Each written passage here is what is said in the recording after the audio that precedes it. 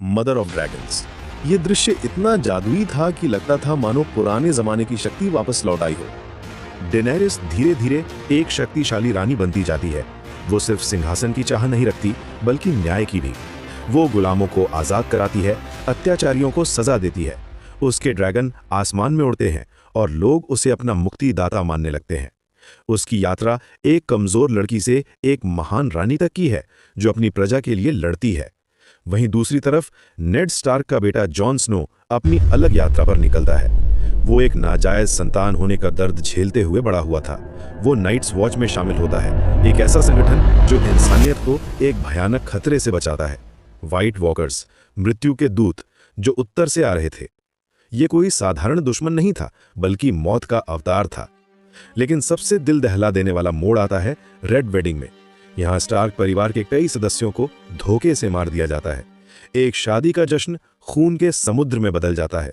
ये दृश्य साबित करता है कि ये कहानी किसी हीरो की नहीं, बल्कि सत्ता की भूख की है, जहां विश्वासघात ही नियम है और वफादारी एक कमजोरी। इस घटना ने दिखा दिया कि इस दुनिया में कोई भी सुरक्षित नहीं है। समय बीतता जाता है और जॉन स्नो की मौत हो जाती है, लेकिन वो वापस जिंदा हो जाता है। ये चमत्कार उसे एक नया मकसद देता है। मौत को देखने के बाद वो समझ जाता है कि जिंदगी कितनी कीमती है।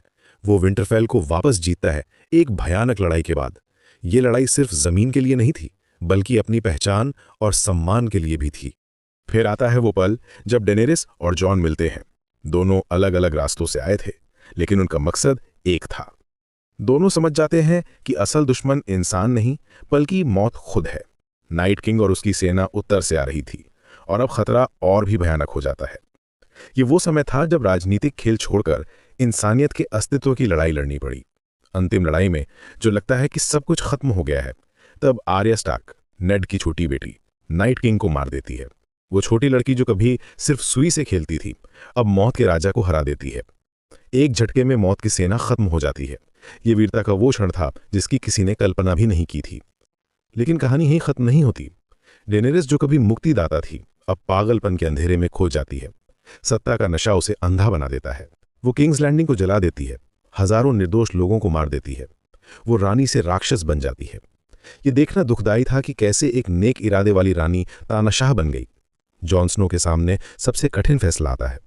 वो जिससे प्रेम करता था, उसी को दुनिया को बचाने के लिए मारना पड़ता है। भारी दिल से वो उसे मार देता है। ये प्रेम और कर्तव्य के बीच की सबसे दुखद लड़ाई थी। और फिर होता है कुछ अद्भुत। ड्रैगन आयरन थ्रोन को पिघला देता है, मानो सत्ता का अंत हो गया हो।